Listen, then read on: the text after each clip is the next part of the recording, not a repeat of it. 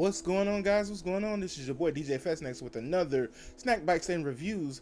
Here we're gonna go ahead today and review Ahsoka episodes 1 and 2, the TV show that's on Disney Plus right now. Uh, man, I'm not even going to lie to you. Out of all the Disney Plus Star Wars shows, has to be the one of the best. Starting off, let's say that starting off. I didn't feel like I was watching the TV show. I was really feeling like I was watching the movie. Like this is the beginning of an actual movie that is set in the Star Wars world.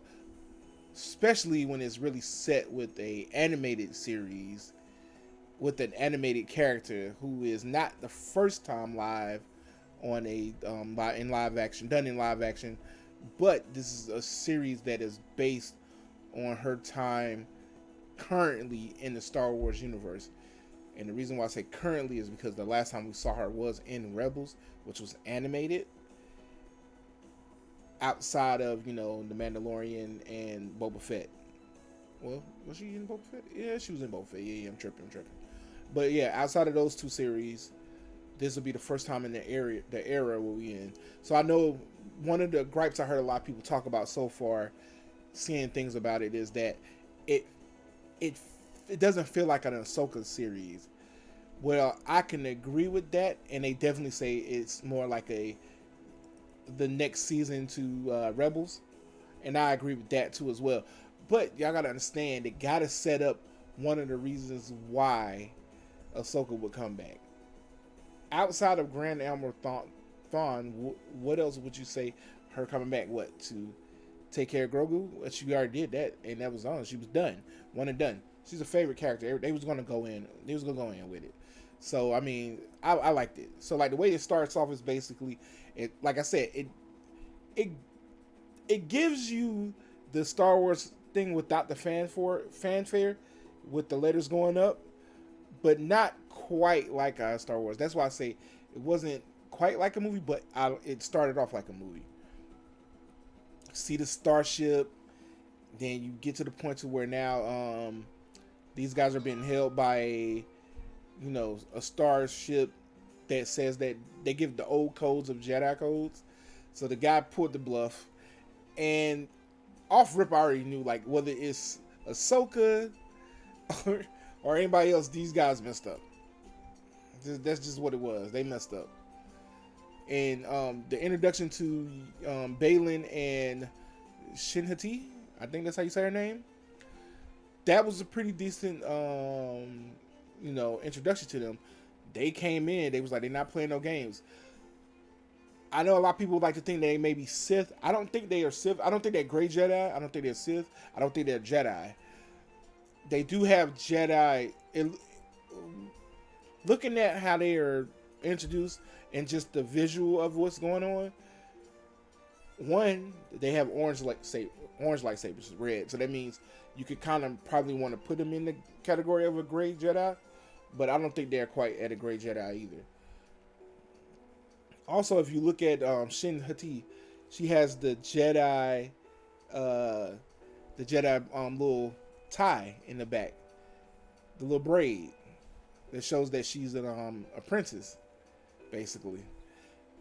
And so I'm like, okay, that's Jedi training, but what they're doing is kind of like a Sith-like situation, just taking over a ship and doing some stuff. And I think even with his statement in the beginning was trying to tell the guy, hey, let's just kind of keep it cool. I kind of don't want to do this, but if I have to, I have to. That was pretty cool too. And so, we get to that whole thing where they take over the ship and then they do what they got to do.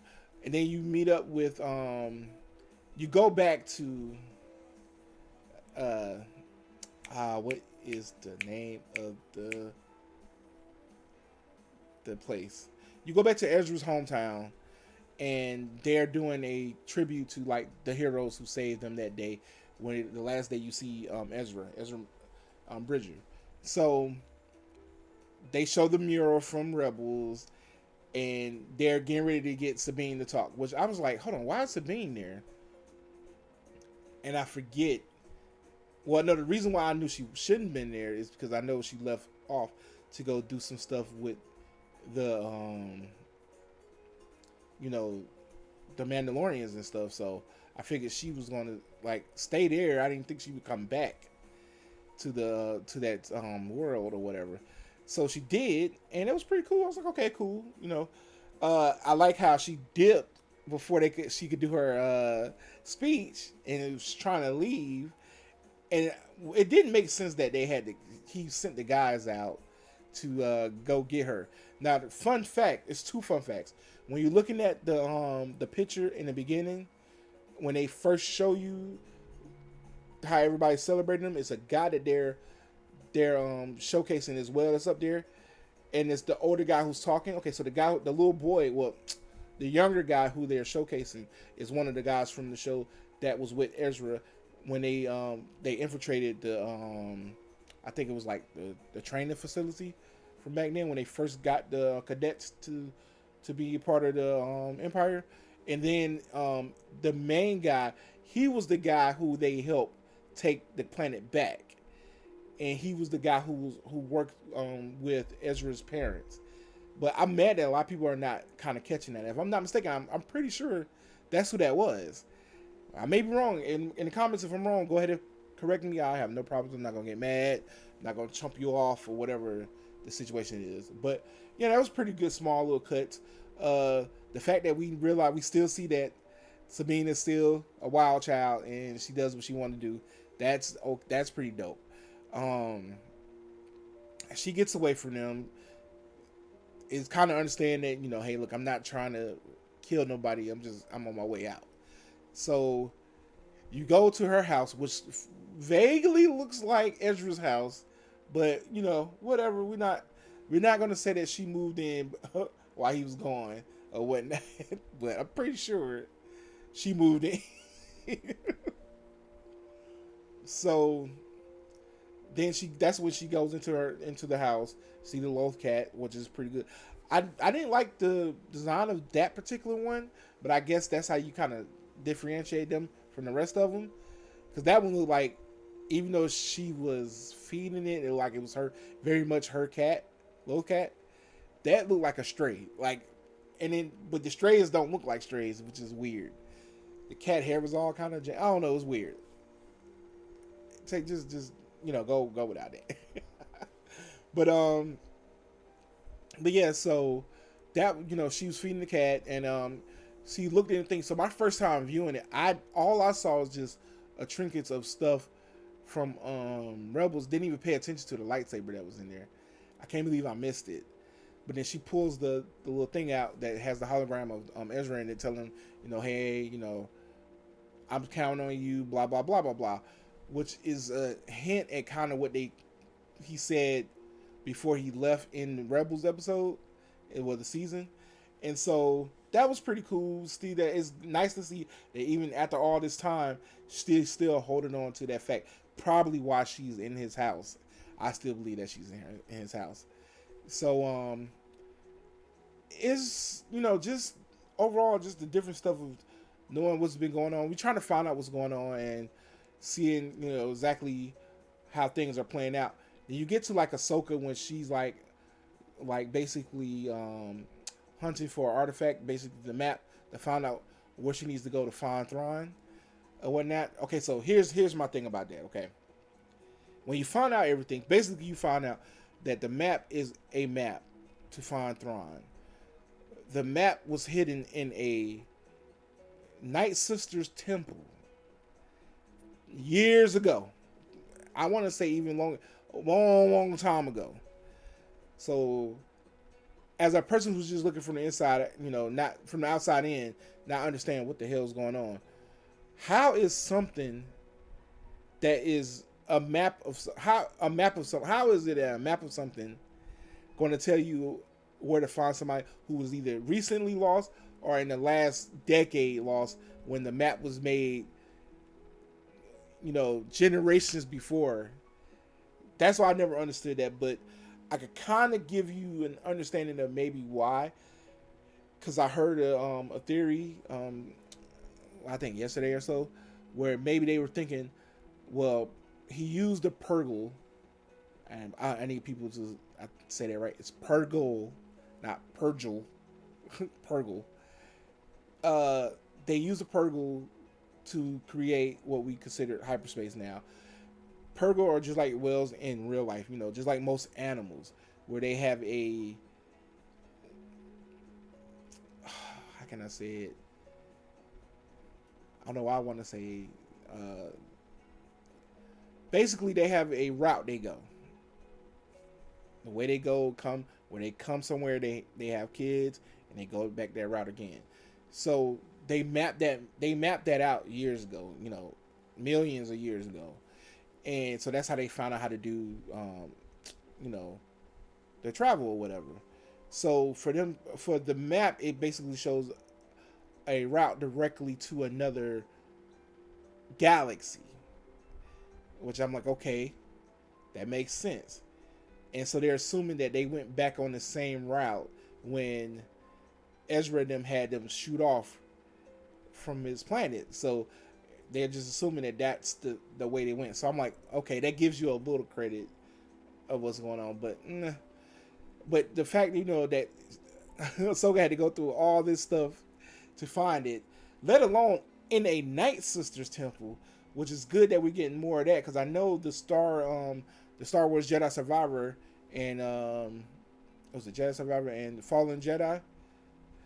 They actually kind of get more in depth in some more of the Night Sister stuff, because in Clone Wars they basically wipe out all the ones we know of, and in Rebels they talk about the ghosts. They do an episode where there's like the ghosts come back from the Night Sisters. So that's pretty cool that they're bringing them back into the fold, into live action. Yeah, Ahsoka, is pretty badass. Those are lightsabers now. Make that hole go in there. Does everything she does. Comes out, whoops the crap out of those droids, which is pretty dope. I like that. I just like that whole concept. One of the concepts I don't like is the fact that now we're trying to say that Sabine was being trained to be a Jedi. Out of all this time, out of all this Star Wars media, we have never heard of anybody who is not force sensitive being trained to be a Jedi. So for her to be training Sabine to be a Jedi is like such a far stretch. Seeing that the only interest she did show into being trained as a Jedi in any way is when Kanan was showing her how to use the dark saber. And the only reason he was doing that is because the dark saber is such an important part and part to the Mandalorian history. That was it. Not for her to be a actual Jedi. So the fact that now we done had this Sabine who started being trained, and I guess her and Ahsoka fell out, I'm just like, ugh. But I guess because one of the things a lot of people like about Star Wars stuff, me included, is we like the lightsabers. So if it's more than just Ahsoka fighting with the lightsaber, that's pretty dope. I don't appreciate the fact that she took Ezra's lightsaber and then tweaked it to be hers. I don't like that, but that is synonymous with what maybe have happened with the Shin Hati, her lightsaber. Because when Huang basically was looking at the lightsaber hilts and seeing whose lightsaber hilt it is. Now, if you're not familiar with Huang, he was in a couple episodes of Clone Wars, and they explain that he is the guy. He is the droid that helps all the younglings find out and build their own lightsaber hilts. So he's the keeper of the knowledge of every last lightsaber that's ever been made from the temple, who's every younglings in the Jedi Academy and all that stuff. So years past, since the beginning, maybe he has history of knowing whose lightsaber hilt it is and when they made it and how they made it and all that good stuff like that. So for him to find out that Balin's, like, looking at the lightsaber hilt and realize that's Balin's hilt was cool, but couldn't understand what Shin's was, and he kind of explained that it looks like it was some pieces put together for this, is pretty cool. And then for him to come in and even say the same thing about Sabine, I still hate the fact that she didn't make her own. If we won't give her that option, let her get her own thing. Because even if you know anything about Rebels, Ezra done freaking remodeled that thing like 3 or 4 times, and to show it long. So I'm like, let her get her own. If you gonna make her a freaking Jedi, let her have her own. One of the things I hated in the beginning with the crawl up, where they was explaining what's going on, is that they said that Ahsoka was a Jedi Knight, and I was like, no, she never even made it that far to become a Jedi Knight. But I guess because she's the only one she's one of the few people that's been around since the Clone Wars era and has been trained in the Jedi ways. I guess people would consider her that, but I wouldn't consider her a Jedi Master. She left before she could become that. Now, is she a badass? Hell yeah, but not a Jedi Master. She's still far from it. You see how she's treating the whole Sabine thing with trying to train her. Is crazy. So yeah, they have a little animosity there that is going on, and they have to work through that. And so, like, you go to Balin, and one of the reasons they was on that ship is to free the lady from the Mandalorian season where you meet Ahsoka, which is the Morgan chick, and then you come to find out that Morgan is a Night Sister. Second reference. Well, that would be technically the first reference. Second reference is the Temple. But that's pretty dope. I think a lot of people assumed that she was. I didn't think they would like go that way, but that's pretty dope. They actually introduced her as a Night Sister. Now I wonder how important is she to the cause of Night Sister? Is it more of her, or was she the last surviving member of the Night Sisters outside of the chick from Star Wars Jedi Survivor? And then why is she so bent on finding Thrawn? I think it's more than just her finding Thrawn and get him back into power. I think she's trying to go and find something else, and we'll probably find out about that later, because her motivation is a little bit too strong. The connections between Ahsoka and Sabine, with how he trained her, I like how she made that connection with her leaving Anakin before she could finish her training, and it twisting things up, and that being a part of why he changed and turned to the dark side. She still very much holds that in her soul, that maybe she could have like swayed it to be a different way from him changing that way, because she probably would have been there if she still was part of the the Jedi or whatever. So okay, so let's get down to these people. The characters from Rebels. One, I like how so far we have not have any mention of Kanan's and Hera's son. That's weird, because seeing that she's still very much a big part of of I guess the New Republic now. And so they need to talk about that. I'm pretty sure they are going to probably throw that in, because that was too much of a major part towards the end. 2, she doesn't look like Hera, but it's live action, so you gotta give it a pass. The same with Sabine. I feel like Sabine doesn't quite look like Sabine, especially when she had the hair. But I think maybe earlier in the series she had hair that long, but not really. I don't think so. So it's cool that they had her cut it back, but she still didn't look like Hera to me. Sabine. So I was like, okay, cool, whatever. How hard can it be to replicate this? But yes, Chopper looks dope. Looks just like Chopper. Acts just like Chopper. That's pretty dope. I like that part. We have Ahsoka. I'm not gonna lie, Rosario Dawson, great fit. She doesn't quite look like Ahsoka from the animated stuff, but I mean, like I even saying, even with Sabine and even Hera, it's live action. Like, what can you really do? But her costume looks pretty dope. I don't like how Ezra looks, because the video is supposed to be when he was probably maybe just turning 18, and it's been years now, and so it's the same guy. I don't know how much they would have him change, because technically in the trailers, I want to say they might have showed him if they find him, but I think the only time they showed him was in that the hologram.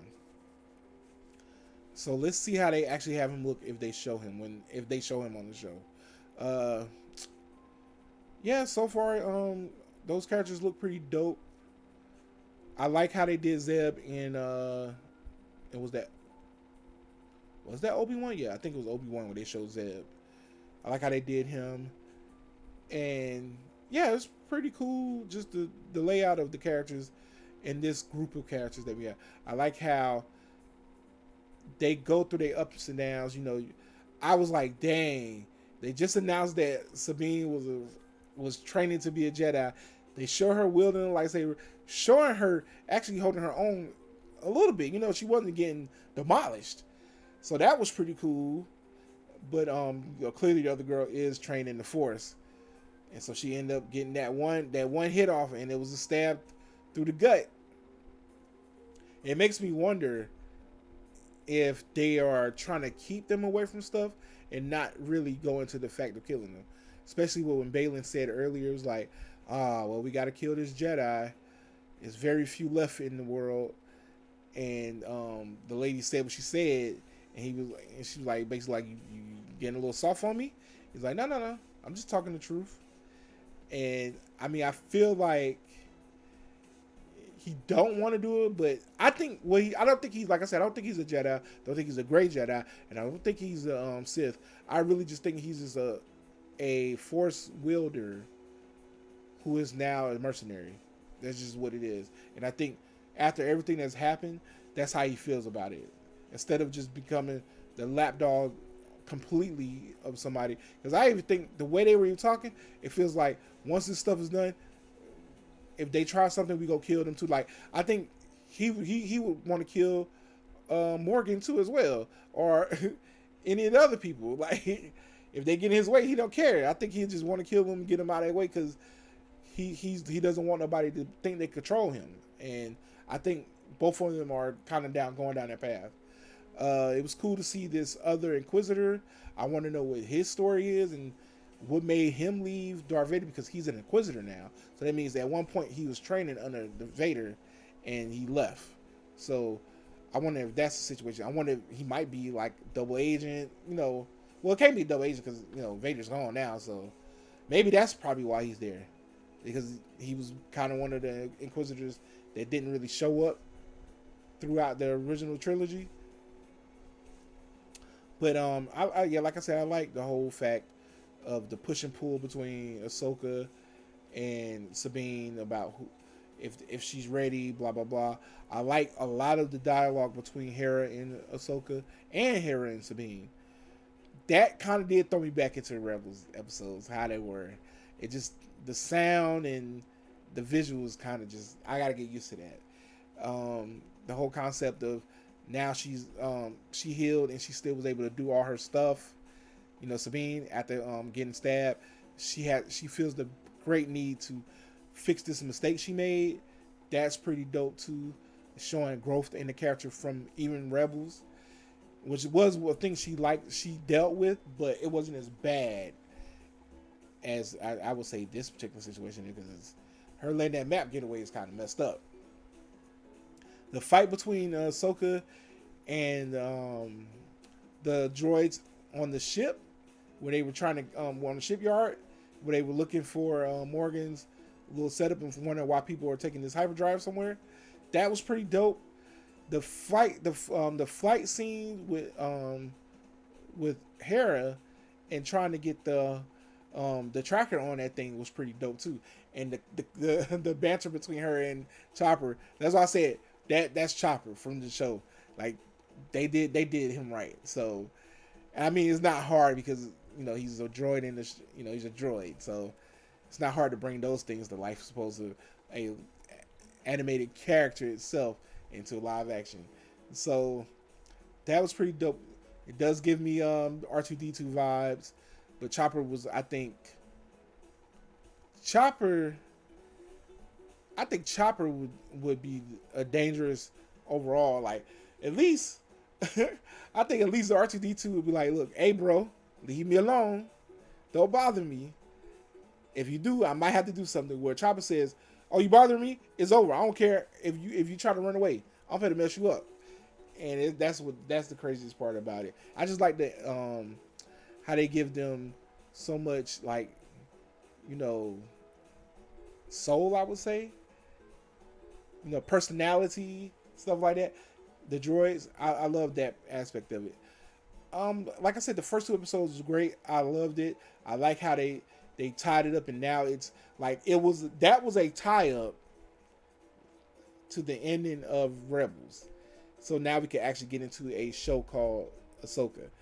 Now, one thing I did was kind of pissed, and I saw it in the trailers, and I thought maybe they would do it was a different scene, but the scene at the end of Rebels where Ahsoka shows up and tells Sabine it's time. Ahsoka is in all white with a staff, and so with them to do this crap they did, where she doesn't have a staff, the cloak she has on is gray or brown, and it, like, you do everything right. It's the same, you know. Sabine has her suit on, her helmet. She's looking at the mural, and the show about Ahsoka, they didn't get Ahsoka right. Now I'm hoping and praying that scene that we see at the end of Rebels is later after the events that take place in this show. Maybe. I'm hoping, but they probably just try to rush that out to try to make it, the showcase that it looks good. So I'm excited. I'm ready for next week. Ready for episode 3. Guys, if you want to see another review, let me know how much you like this review. If you have any questions, concerns, any problems you had with what I said or corrections, go ahead and put it down in the comments down there below. Follow me on everything DJ Fat Snacks. YouTube, I have a gaming channel, and I have this channel. I have a Twitch channel, DJ Fat Snacks. TikTok, Instagram, Facebook, DJ Fat Snacks. Find me that, and that's how you can keep up with everything that's going on. Until next time, guys, I am out, and thank you for watching this review.